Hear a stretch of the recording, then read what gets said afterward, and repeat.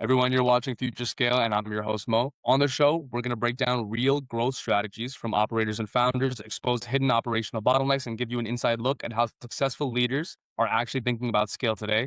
Just so you guys know, Future Scale is produced through Deepline Ops, where we specialize in scaling revenue for EdTech companies through information, education, and automation. So if you're building or scaling an education business, want practical, real insights on your business and the growth of it, you're in the right place. And if you're interested in using automation or AI to design a custom growth trajectory, just drop the word growth in the comments. We'll get back to you with a free integration plan. Today's conversation is going to be based around Dan Neaton. Thank you for joining us, Dan. He's the founder of ClickMind Learning and creator of ClickMath.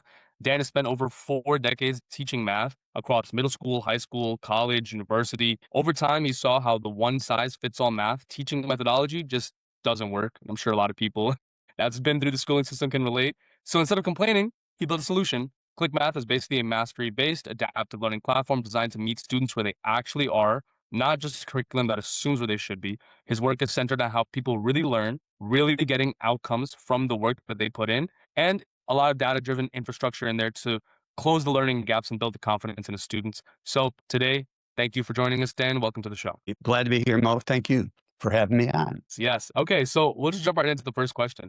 You obviously have a lot of experience with the math learning system, and so you had a very specific vision for ClickMind. But I want to know, what was the initial market entry for ClickMind like? How did you actually turn it from an idea to a real business? And what was the first iteration of that? How did that look like? Well, it all was kind of a bootstrap. We described ourselves as a kind of a garage band company in the sense that what we did is we had an idea, we designed it, programmed it, but Ed and I are both in our 70s, so we didn't have the new strategies for programming. But at any rate, with what we had, we found a group in Flint, Michigan, very needy students, water crisis town, and what we wanted to prove is all students can learn, and we devised a strategy where we had really tremendous success. So we had that. We've had about $150,000 in sales. And then right now, at age 74, 75, I'm really looking for someone who wants to carry the vision forward. Now, you were asking about market entry. That sounds way more formal than what we actually did. It's a tough market, education market. If we have other entrepreneurs out there, CEOs, it's a tough market. And in my estimation, this is my estimation, is a far greater majority of the dollars spent in education go to the technology aspects, the big ticket items, not necessarily to the technology that reaches kids in the classroom. And so that's what we wanted to attack. We wanted to really get at a technology that was genuinely useful.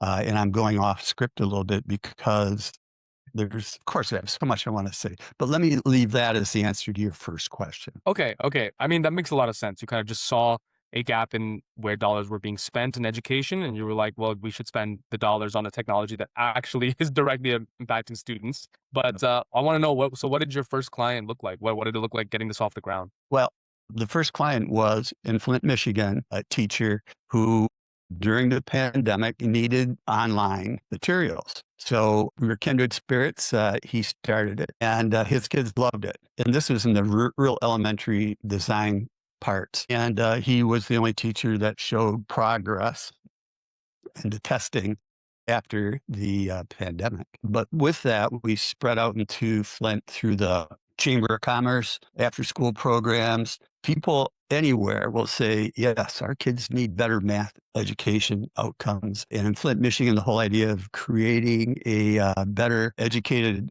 workforce is huge. And they are far from that goal, but everybody's interested in improving in that area. So we had a number of different schools take us on, and with them, we developed and used their feedback to make it better. And it is. I don't know how much detail you like to hear, but I love hearing everything that our guests have to say, and you're don't worry about going off script because you're spitting facts right now. So I really like that you're talking about Flint being a more community focused and growth oriented place, and then like it was a great initial grounds for testing your software. Can I ask, has it expanded past Michigan at any point? no, I'm a math teacher, not a business person, and it's just Ed and I. So that is our first mistake. is to think that we could jump in there and have an impact on a business we really didn't understand. We didn't know what the challenges were at the top end of the industry. We saw it from our end, but there's a world of difference. And but we were willing. We jumped in. I've been to a number of trade shows, South by Southwest, et cetera. And I looked.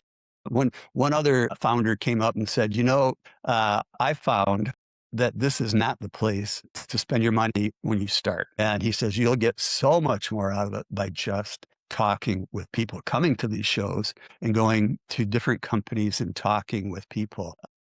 Anyway, we wasted a fair amount of money that we put into it ourselves. We probably put in 200,000, probably 150 in revenue, many hours, but we're just, every year we make a little money, and that's about it. So I would rather focus on why the idea is worth promoting and what results we've had with it. Earlier on, you said that all group learning has its downsides and individual learning has its downsides too. But what is more important than anything else is someone said that mastery in math is critical. You can't go forward without mastery. And there's a whole theory of mastery learning, but it starts with all kids can learn, which we definitely check that box in Flint. And they need time. They just can't, end of semester's up, it's done, we're moving on whether you got it or not. And so that's why the data shows that probably about 60% of kids in the United States are constantly behind. Picture yourself, you're in a classroom. This is the third year you're behind, and they're trying to teach you based on things you haven't learned. And it's like, oh my God, here we go again. So in my time teaching, that was where my sensitivities landed is, just I'm here to help you, but this is not helping you. In my trajectory, a lot of things happened that led to what we did. And one was when I graduated and started my first job in '76, a long time ago.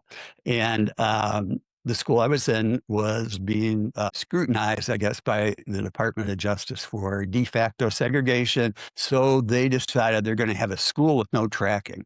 Everybody's in the same class, all the levels are present, so on. So what we did though is we did an individualized program every 2 weeks with regular learning every other 2 weeks. But that allowed me to see the whole process. Okay, we pre-test, see where you're at, and we stick with it until you get it, and then you move on after a post-test. It's a simple idea. It's like every astronaut has to learn how to work each of the 10 switches. 9 is not good enough. You got to master the whole thing before you're good to go. And to some degree, lesser degree than that, it's true with trying to learn algebra. If you don't know, and I'm not kidding. There's so many people that couldn't tell you what 6 times 7 is. Your crowd out there might have some answers or not. But the idea is you can't do fractions if you don't know how to multiply or break numbers down. It's extremely basic in that way. Then you learn how to add, subtract, multiply, divide everything. The whole numbers, fractions, decimals, polynomials, go on and on and on up into upper math. But if you lost it early on, you're dead. Or you feel like, I don't get it. But anyway, that's kind of the foundation of that. But the main thing in our development was we developed an algorithm that actually worked. Ed and I are retired. We would just as soon go fishing and play hockey and stuff like that. But we had this vision that we wanted to see through. And it is based on an algorithm that has to have real easy on-ramps so you succeed right away. Has to be short, like 3 minutes, where you get instant feedback and your next step. And the right amount of, what would be the right word to describe this, incentivizing, gamifying it with Yes. emojis. About 3/4 of the way in development, we added in emojis as reward with a little balloon splash. Took off like crazy. Kids, they're showing each other, I got this. And you might be the lowest kid showing off or the highest kid showing up, but you're all showing off and happy. So that little happy factor in the reward system was extremely important. However, the real important part was the 3 tiers of, I don't mean tiers like this, but 3 tiers of learning that we also incorporated into it that were kind of like baby steps towards mastery of a very specific topic. Mix those all in your blender, and you got a program that works. We have a tremendous reporting side because that's important also to the kids as well as the teachers. And it's so easy to start. Put a kid in front of it, they're gone. I really love that you talked a lot about process learning too, like from your history and teaching to understand how a student goes from A to Z, being able to Mhm. put that into a software that actually works, individualized at a scale. And then I think the reward system is also a huge thing because in my mind, that just speaks to momentum. And that, works for any service business in general. Like after, they come on, you are onboarding them, you're giving them all the deliverables, you're making sure that they feel good throughout the entire process. And essentially, that's what creates a lot of objective happiness in your system. And I think it speaks even more to kids where it's like you can just give them an emoji and a nice balloon animation. They're like showing off to all their friends. And I think it's super smart. So and that's kind of answering my second question here, which was the like tracking of progress. So I just want to dive a little bit more into that because I know that that's super difficult when it's individualized like this, and it's not always super clear as well, especially for education. There's like different ways to calculate benchmarks. So can we talk a little bit more about your three-tier mastery system and how you actually designed the tracking pipeline for Yeah, progress? yeah, that's critically important. So recall, I started in '76, and what we did, we had mimeographs. We didn't have laptops. We're really at the cusp of the beginning of computers, personal computers. So everything was printed out on the wall. You had you take your pretest, you get your chart. Kid does. A teacher has I used a ruler and line and so on to have a composite of how everybody was doing, and then we had to set it up in such a way as they knew what their next step was. So that was an extremely physical model that made total sense once computerization came in. So right now that's all computerized. So, and because of that, anything that happens, whether it happens in 2 minutes or 10 minutes, it gets into the database. And that's the piece where we're talking about. So it was crucial to us that every student have their personalized um, mastery homepage where they had all their trophy emojis displayed. But on the other hand, it's very important that the teacher sees at a glimpse where everybody's at, because that's like, oh my God, impossible. So anyway, we just put that all together. We asked them, what do you want to know? And so that's the user experience thing. And they told us what made more sense to them. And probably one of the it's fascinating how many problems this one class who has met maybe 15 times this semester has already done over 100,000 problems. And I mean, they just do a lot of problems because everything's short, the feedback's short, and that piece of information is the data that goes in. The student gets little emojis around a circle, 10 of them, before they get the whole picture. Oh my God, I got the whole picture. Anyway, that was kind of key. But for the teacher, they wanted at a glimpse be able to tell their supervisor how many of my kids actually mastered um, fast fact, this or that percent or whatever. Ed, who did Ed Kolka. Ed Kolka is a saint in my pantheon, and he's the other teacher that co-founder. But he programmed all that in, and whatever they wanted, we figured it out. And we did this again on old mental technologies that he had to brush up on, and we are currently looking at transforming into the modern state. So we did all that. That made total sense. We could talk about it. And then we started looking at how the data appeared in state testing. And just over the last year, remember we had a real downer during the pandemic. The data started proving its worth, the program's worth. And at Daly School at Beecher Elementary, it started showing up in the M-STEP Michigan's assessment test for this one class in particular, where 83% of the metrics were met with an initial knowledge of under 20%. And that happened in like a 3-month period of time. So that's what this has. It's, first of all, it's real. Like mastery means you really do know it. So math teachers would get together and say, yeah, if they can pass this test, they really know it. That's mastery. And so that target became what we use to develop our algorithms so that when a teacher sees that or a user uses that, they say, they really do know it. And they are ready to use that solid foundation block to build on as they move up the the chart, so to speak. Yeah, that makes a lot of sense. So you're basically saying internal tracking, but then once you have the external outcome, utilizing that as a basis for the internal tracking made it a lot more accurate to what teachers and students and ultimately parents also all want. Right. Okay, that makes a lot of sense.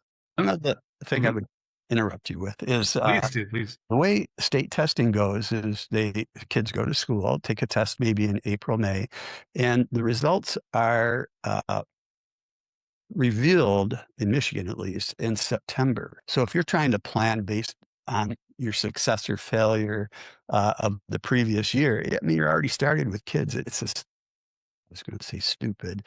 That's more personal. But so what's different about what we do is mastery means we know today, 2 weeks into this, that you mastered that. You really do have it. And you move on and you master another one. You got a building block that works for you. And so you don't need to wait till September to know if this kid knows how to do this. You can see it happen in real time, basically. So I think that's, in my mind, if we're going to move the needle, so to speak, on national education, you first have to understand is that it's a simple foundational repair that will do so much for you. There's more to do after that, obviously, but you got to have the good start in order for that to pay off as you go through your years in school. Wow. Okay, that makes a lot more sense. So it is still towards an external like a test or outcome, but like this foundation essentially can now be noticeably tracked towards an actual like North Star for kids. Absolutely. Very good. Yes. I love that. Okay, so I mean, I'm really curious because you have very clear return on investment for teachers or students and families. So when it comes to actually acquiring clients, talking to possible students or teachers or schools, is it easy to get them to kind of understand the outcomes of your system? What kind of turns a school from interested to like, yes, let's do this? That is a great question. And if there, as you have other educators that are in business listening to this, they're going to say, I've been told this is one of the toughest markets to understand and to succeed in. And mainly it's because of buying cycles. There's a huge um, stigma associated with math. A lot of teachers, or a lot of people in general, would say, if you were asking about, like, I teach math. Oh, the first thing they say, it's like confessional. I was never very good at math. So So true, so true. it is. And a lot of administrators struggled to get that one math class they had to pass in order to get their degree. I mean, they talk about it all the time. I don't know how broad minded they go into it with. And bless their hearts, they have so many other things they have to do well. This math piece is generally beyond them. So they're looking at whatever's been printed out there in the journals, et cetera, and so on. And they base what they do on that. And there's not a lot in those journals that really gives them a foothold on how to go forward. I actually want to dig in a little bit more to that. So, Okay. like, let's say a school is interested in working with you, and let's say you gave them some measurable outcomes, and they're like, okay, we do want to take care of this. What are the usual objections that you face then? And how do you deal with that? Where's the data? So, and the data they're looking at, this is a really good question, is the Common Core. How are you doing with Common Core? Well, how is the United States doing with Common Core? If you look back 30 years, it's still, we're struggling in reading and in math. So, but we're going to base my decision on whether you've got something that we're going to listen to based on how students do on state testing. And honestly, state testing beyond maybe they don't deal with foundational facts, the core that you need to have solid in order to build solid information on top of solid information. So their understanding of what they think they're seeing in standardized testing is if you can't move the needle that doesn't measure what you do, literally, then we're not interested. So that's why the breakthrough with the Flint School in being able to show on the standardized test that the kids who developed their core skills did better when they went into the fraction. They had tools for success, and that's now beginning to show up on standardized testing. That makes a lot of sense.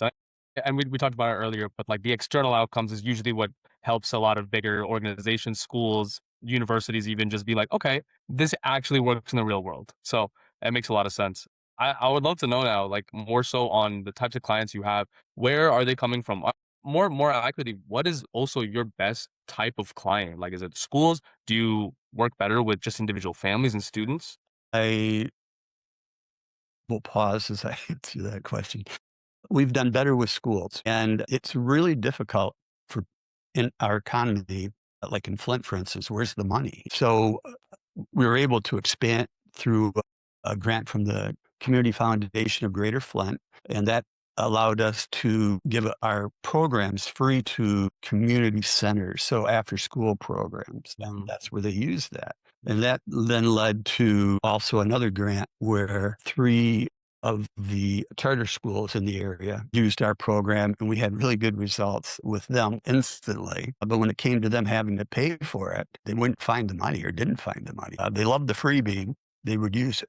But if they had to find the dollars for it, that's where I ran. This is maybe a personal weakness. I'm not the salesman. I do not like begging you to try something. I'd be more apt to say, look, you're willing to use it. Let's just use it and see what kind of data we get. And so there's that also. In addition to sales and those customers, there is that. Beecher schools, community schools, just tacked on to the northwest side of Flint. In one of the poorest zip codes in the country. They're the ones that really embraced it. They embraced it during the pandemic, and they continue to do that. We've used it in a lot of other settings in the Ann Arbor, Michigan area, in Brighton, Michigan, but where I've spent most of my time is driving back and forth from Dexter, Michigan. It's like a 1 hour drive up a highway that's always under construction. You live in New Jersey, you know what I'm talking about. yes, yes, I do. I was about to say there's So constant hammering here.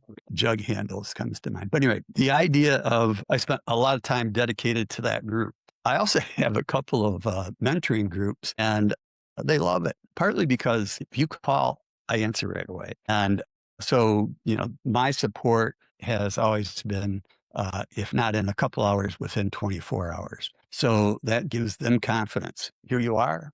I have kids. I'm not a computer person, but I want them to do this. And so, there's a hand holding that has to go on there. But in the school, you have so many kids that are savvy with the computer. Doesn't Mm. matter what school, what age, they get it going. And all the teacher has to do is give you your password, and they go to the first one, and everything basically is set up where they can work for an hour on it. I don't recommend that. I recommend regular 35 minutes, maybe even 3 day a week. It's not something you want to beat kids over the head with, but it is a key tool that is Yeah. supplemental tool to the basic curriculum that kids are always getting. Yeah, it makes sense. It's like a consistent practice that needs to be implemented alongside everything else. And I also like that you're kind of dealing with different sectors here as well. So this kind of goes into my next question here. Let's take a look at the next 12 months, 18 months, maybe like 2 years. I know that you talked about kind of wanting to step away from it, but then you're also kind of talking about there's places where you also want to grow it and expand ClickMind. So I guess in any sense that you'd think, what does the next 1 or 2 years actually look like for ClickMind Learning, for ClickMath? Does it look more clients, deeper engagements, better software, new offerings, new markets, or maybe honing down into some really high value clients? What does that look like? So one thing in particular we're doing, I've said old platform. We've got the nucleus of it already programmed onto a new platform. And so I've been reluctant to add more and more and more onto our GarageBand version because it gets more and more and more complicated because it doesn't have the built-in pieces that would have simplified all the work that we're doing if we knew that 5 years ago. So that's already been accomplished. We have a portion of our, let's say, library up and ready to go on that. But with that new one and AI, adding more opportunities to learn are so much easier to organize. So let's say you've got a problem with like simplifying a radical. Whoa, how many people out there are just going like, okay, I'm out of here. It's just a process. And so all you do is you kind of baby step it all the way through. Yeah, do you know how to multiply 4 times 4? Then you probably know what the square root of 16 is. And so you build on that. And then when they go into the part of trigonometry where they need that, not a problem. I got a foundation. But There are 100 or more different areas that will be so much easier to program now that we have the new platform and there's AI to do all that assistance. I love it. Okay. What is the goal for the new program? How are you trying to expand? Well, number one, I am looking for someone to help scale what we have. What I learned as the CEO of my business is that there's so many aspects to it. You got to make sure you have your insurance, and you got to have your banking, you got to have your accounts receivable, and you're also trying to invent or create. So I'm the creator mind. I'm not an engineer that can handle 20 things very efficiently. And so that's why I think our progress has been really scattered all over the map. And so looking for that angel North Star person who believes in the education of everyone and and also have the chops to be able to take a small business and scale it, or an idea, a product, and scale it. That's what I envision that I'm going to succeed at that. And I've been busy at that over the last couple of months. So that's where in 2 years, that person has been, or that company has been found. We've expanded and dressed up everything according to what the market responds to. And it actually lands in schools and on kids' templates, and they're advancing. That is the key. And that's my goal, making $1 million. Mm-hmm. I never figured that was gonna happen to begin with. That wasn't the point. But, if it happened, you go with it. Yes, Wouldn't stop it. Mm. but the idea is more like getting a good idea into the hands of the public, because we really have a significant problem in the area of math education. And I think this is the first simple solution, because kids can work at their own pace, they can catch up, they can also be better participants in the curriculum design of schools as they are, and it'll be better. My goal. Yeah, I mean, agree. I think education, I mean, that's why we started a business. I mean, like, education needs to be spread out to so many more people. And I think with the new age of AI and automation, schools and colleges are no longer where students or families even feel most confident investing their money anymore. So I definitely agree with you. If you were starting ClickMind Learning today with everything you know now, knowing that you're trying to expand it, knowing that you have these certain bottlenecks, what would you have done differently from day one, either internally, like with the software, or externally, and like how you talk to people? Would hire experts that know what they're doing and moving an idea forward. People who have, the experience is a great teacher. And I have not had that experience. The experience I've had has taught me that I should have, as you asked, hired somebody right away. And I've spent enough money that could have happened. And part of my goal was to have a little bit of revenue come in to support the development. And that part didn't happen. And because I think I misplaced the whole marketing budgets and so on, losing the thread of the question exactly. Yeah, that's what I would do. I would hire. That would be the first thing. Hire an expert. Yeah, no, that makes sense. Offloading, especially, is one a common theme between a lot of founders that we have on this show. Mm. Trying to handle something yourself versus hiring someone much better than you at a specific task to let your mind focus on the real stuff that's important. What you said was creating new facets to the program and Yeah. yeah, expanding the offerings. That makes a lot of sense. So my last question for you is this: what is a popular piece of advice around education or student learning or even business that you now strongly disagree with? Well, that the classroom, we're talking about education in general, is top down, is fraught with lack of knowledge. So you have all these people that have been elected. That's Math is not their, or education is not their specialty. And then the committee system you have to go through in order to accomplish it. There's just too many speed bumps, if not out and out roadblocks. So people got to get wise to the ideas that doesn't work. It hasn't worked. You're putting money into something, a lot of money into something that does. Here's one of my negative things. It's like school has become a local parentis. we keep kids off the street while parents can work. And we, oh, that's cruel, isn't it? That is true. I feel that. There's a truth to it. And there are schools that so accelerate and engage kids. And I worked in a very good school system. And there's others where half the math teachers are substitute teachers and so on. So the idea is people have to think outside. I mean, I don't know. It's such a big problem. I'm just throwing a spitball. The idea is we need probably more disruptors and then more disruptors within the different tiers of decision making to try new things instead of good money after bad. Yeah, I mean, I've talked about this before, but education has stayed the same for about 150 years. Just And I'm the that one to the old. many. So Yeah, you look only a third, man.